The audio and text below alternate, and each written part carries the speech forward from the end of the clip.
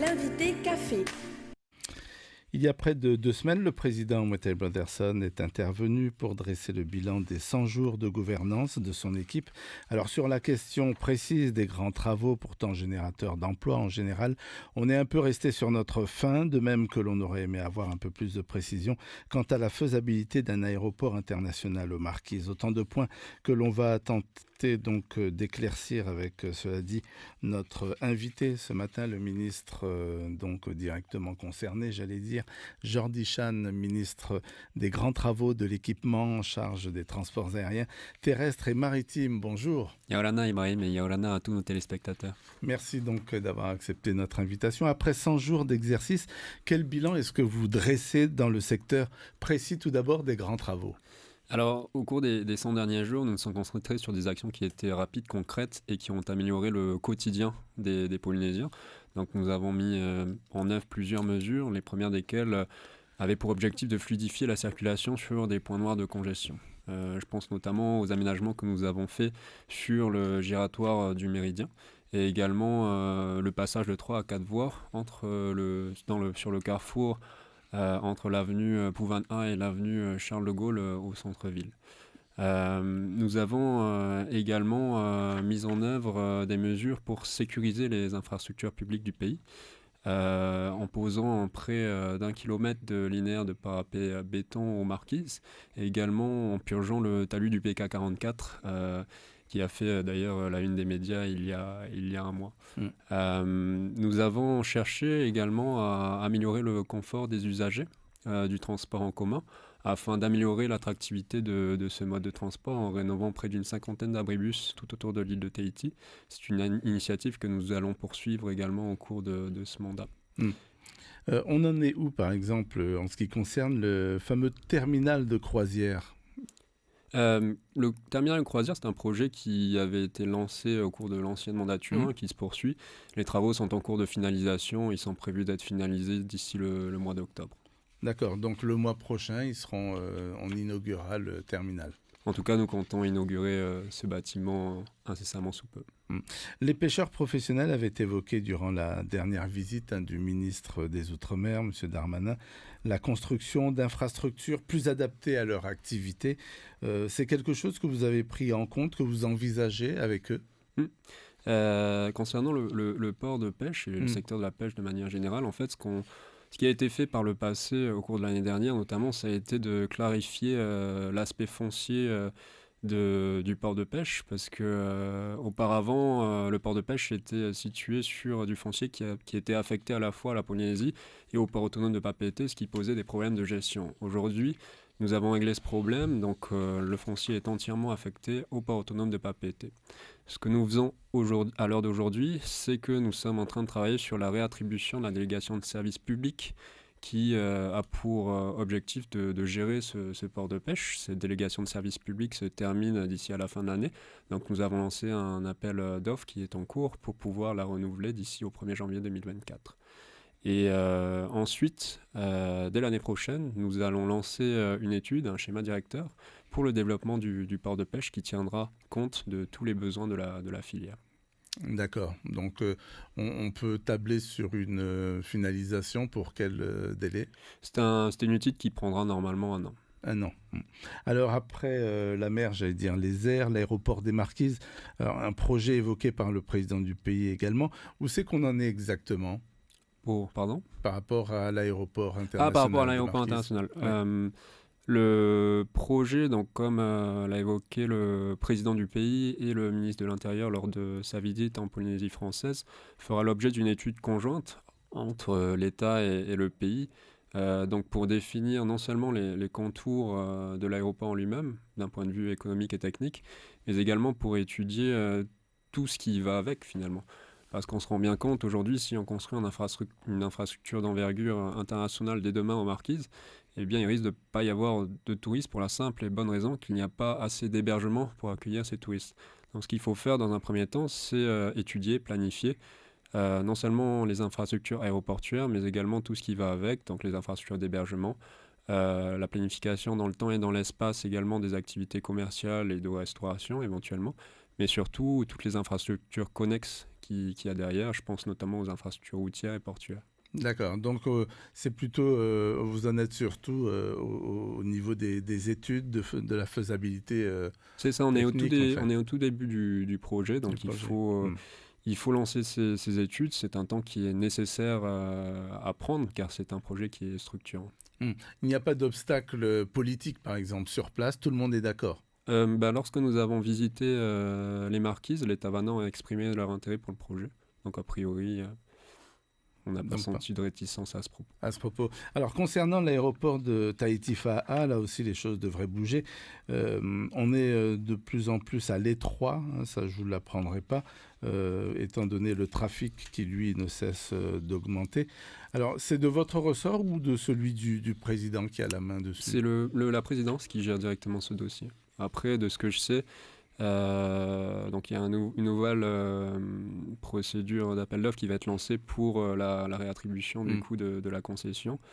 Le cahier des charges est en cours d'élaboration. Il sera élaboré en concertation avec tous les acteurs du secteur, ce qui est une différence notable par rapport à ce qui avait été fait par le passé. Et que l'appel d'offres sera lancé d'ici au premier trimestre de l'année prochaine. Vous, votre sentiment, c'est quoi? C'est que ce serait bien d'entamer des travaux sérieusement? C'est sûr qu'il y a une nécessité d'entamer les travaux. Après, aujourd'hui, il me paraît a priori difficile de lancer des travaux d'envergure sans avoir une visibilité sur la concession, car un concessionnaire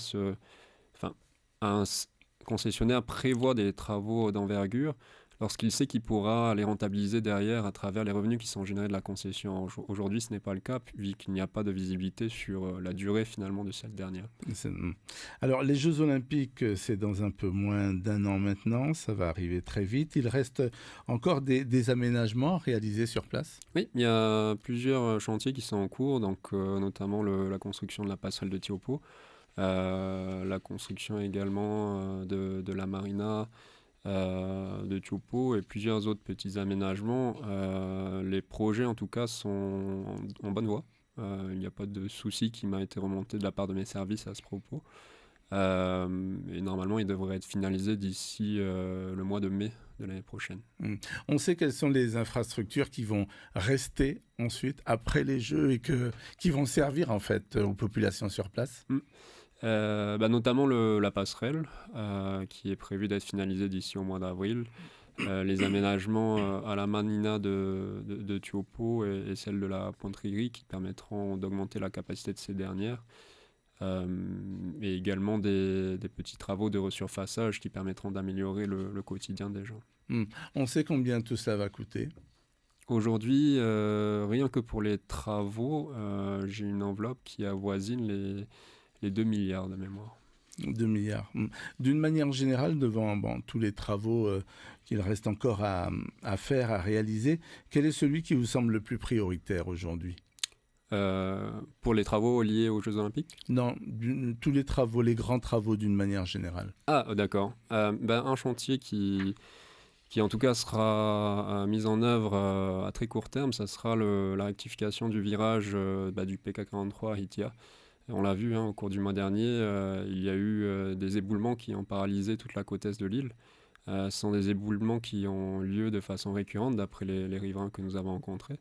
Donc nous, ce que nous souhaitons faire, c'est rectifier le virage, non seulement pour des raisons de sécurité routière, mais surtout en fait pour éviter que ce phénomène se reproduise à l'avenir. Donc nous comptons entamer ces travaux dès le mois d'octobre. Il y aura de grands travaux qui seront menés, par exemple, en ce qui concerne les infrastructures routières. Sur les infrastructures routières, en fait, nous avons une politique en deux temps. Premièrement, une politique qui consiste à optimiser le réseau existant. Donc en reconfigurant les feux de circulation, en revoyant la configuration également de certains carrefours et en créant parfois des barreaux de circulation. Et dans le deuxième temps, à plus long terme, une politique qui consiste à améliorer finalement, à augmenter la capacité du réseau. Donc là, on part sur des projets structurants. Ce sont les projets qui ont été évoqués au cours des 100 derniers jours, notamment celui de la 2+1 voie à Marina et également un projet que nous étudions qui est celui de la route du Sud sur la côte ouest de l'île de Tahiti. Ce serait une route qui passerait où? Lequel? Pardon, La- celui de la route Celle du Sud. En fait, ce que nous avons constaté lorsque nous avons été nommés concernant la route du Sud, c'est que c'est un projet qui n'avait pas été étudié de manière sérieuse depuis 2010. Donc ça fait 10 ans que nous avançons sans avoir une vue claire, en tout cas, à ce sujet. Donc nous avons estimé qu'il était nécessaire de relancer une batterie d'études à ce sujet pour justement trouver non seulement un nouveau tracé, mais également un tracé en partant du principe qu'il faudrait une solution qui soit techniquement viable, mais également qui permettrait de limiter au maximum l'impact foncier du projet. Hmm. Alors, ce qui fait que cette route, elle passerait où exactement? Aujourd'hui, je veux dire, les études sont remoulinées, donc il est encore un peu trop tôt pour dire exactement où passerait la route du Sud. Ce qu'on peut dire par contre, c'est qu'il y a eu des différentes études à ce sujet, des études qui consistaient en l'aménagement par exemple de routes traversières.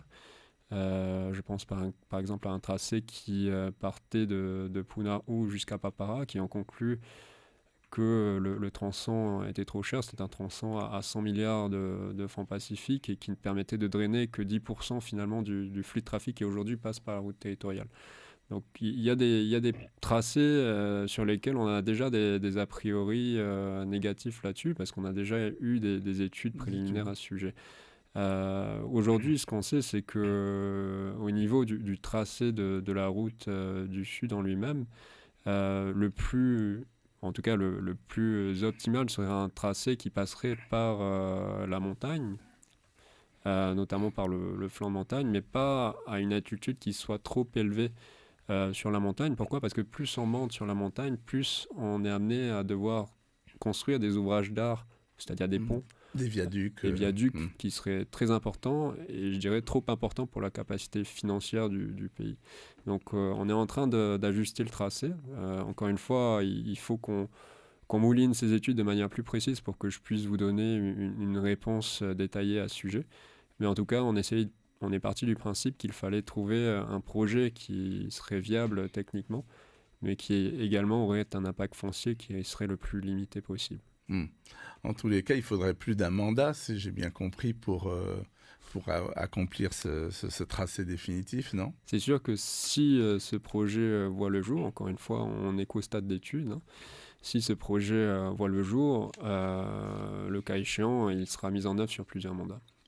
Il y a de grands travaux qui sont prévus. On a parlé du terminal donc de croisière, mais d'autres grands travaux dans Papeete. Dans Papeete, il y a plusieurs travaux donc, qui sont mis en œuvre au niveau portuaire déjà. Il y a le travaux de reconstruction du quai Aulancourt qui était nécessaire car la sécurité, la stabilité du quai était mise en jeu. Donc il y avait un réel enjeu en termes de sécurité d'approvisionnement. Il fallait reconstruire ce quai qui avait plus de 50 ans. Donc ce quai va être finalisé normalement d'ici 2025. Et une fois que ça sera fait, nous entamerons les travaux d'approfondissement de la passe et du quai Aulancourt qui démarreront dès l'année 2026. Ensuite, toujours au niveau portuaire, il y aura des travaux d'agrandissement du terminal de commerce international qui auront lieu par la suite, car aujourd'hui, les études montrent que le terminal de commerce international sera porté à saturation d'ici les 5 à 10 prochaines années. Donc il est nécessaire d'augmenter le terre-plein à conteneurs notamment. Et oui, allez-y. Après, en ce qui concerne les travaux sur Papeete en eux-mêmes, nous sommes en train d'étudier la question au niveau de la mobilité pour améliorer la mobilité douce notamment, mais également la mobilité des personnes à travers du transport en commun. Donc nous sommes en train d'étudier la possibilité d'aménager des voies réservées pour ce faire. Nous allons lancer un chantier dès l'année prochaine pour améliorer donc, ces conditions qui consistent en l'aménagement du littoral de Tiperui et en l'aménagement d'une passerelle à travers la rivière existante pour pouvoir à terme y aménager un cheminement à la fois piétonné et cycliste qui s'étendrait de Carrefour FAA jusqu'à Motouta. D'accord. Et donc, ce qui veut dire concrètement que les bus, ils auraient en fait un site propre, ce serait transport en commun en site propre, en site dédié. C'est ça, c'est un projet qui est inscrit au programme du gouvernement, donc c'est un projet qui est prioritaire pour nous.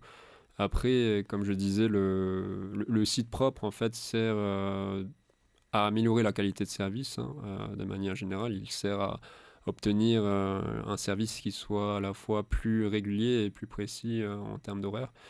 Après, aujourd'hui, nous devons lancer les études parce que on le voit bien, dès qu'on touche au réseau routier existant, eh bien, il y a un impact qui est conséquent au niveau de la circulation. Donc, il faut doser finalement ces aménagements de façon précise et c'est pourquoi les études sont nécessaires. D'accord. Donc, on en est au stade d'études pour le moment. Oui. Ça, on a vu pour Papeete. Dans les îles, sinon, est-ce qu'il y a de gros chantiers prévus dans les archipels? Dans les îles, il y a l'aéroport international des Marquises que vous avez mentionné notamment. C'est tout. Non, il y a également d'autres chantiers qui vont être lancés. Je pense par exemple à une opération qui est inscrite au budget primitif de 2024 qui consiste en la reconstruction du radier de Takaroa. C'est un radier qu'on a eu l'occasion de visiter lors de notre dernière visite sur place, qui aujourd'hui est complètement vétuste et qui aujourd'hui sert à relier le village principal à l'école et à l'abri de survie de l'autre côté en fait de l'île. Donc il y a un réel problème de sécurité qui est posé par la structure existante, donc il est nécessaire de le reconstruire et c'est ce que nous avons prévu de débuter dès l'année prochaine. Alors, vous êtes ministre en charge des transports aériens également. Vous avez suivi l'actualité, donc il se murmure que une grève pourrait subvenir donc, du côté d'Air Tahiti. Vous savez où c'est qu'on en est dans les discussions, les avancées? Non. Sur le préavis de grève qui a été déposé donc pour Air Tahiti, je sais que les revendications donc, concernent, comme vous l'avez dit plus tôt, leurs conditions de travail, notamment leur rémunération, les horaires de travail et les effectifs du personnel de maintenance, qui est un personnel essentiel pour la société. Je sais que la direction en a pleinement conscience et qu'ils ont déjà rencontré les syndicats, donc pas plus tard qu'il y a hier soir. Donc ils sont en train de travailler sur les sujets qui ont été remontés par les syndicats. Et en tout cas, ce que je peux dire, c'est que je les encourage à continuer ce dialogue et cette écoute, car pour moi, c'est essentiel pour pouvoir avancer et trouver un terrain d'entente. D'accord, vous n'avez pas besoin d'intervenir, vous? À l'heure actuelle, le pays est au capital effectivement de la société Air Tahiti, mais possède une part minoritaire de cette dernière. Donc c'est principalement la direction qui doit intervenir à ce propos. Un peu plus de 100 jours après votre prise de fonction, comment vous trouvez, j'allais dire, le job? Je trouve ça passionnant. Passionnant parce qu'on a des journées que j'appelle des journées arc-en-ciel, on en voit de toutes les couleurs. Heureusement, on a un président qui est brillant, on a un conseil des ministres qui est soudé et j'ai également réussi à composer une équipe qui est dynamique, engagée et qui est également très compétente, donc qui m'aide à relever tous ces challenges et je suis confiant sur ce point qui nous permettra d'atteindre les objectifs qu'on a au cours de cette mandature. Vous imaginiez les choses comme ça, de cette manière-là, ou alors c'est plus difficile, plus... Très honnêtement, je n'avais pas forcément d'a priori de part et d'autre. Je préfère en tout cas vivre l'expérience au jour le jour, mais pour l'instant ça se passe bien et puis c'est vraiment passionnant. D'accord, vous voyez bien continuer jusqu'à la fin du mandat ou arrêter avant? En tout cas, oui, pour l'instant, j'espère continuer jusqu'à la fin du mandat.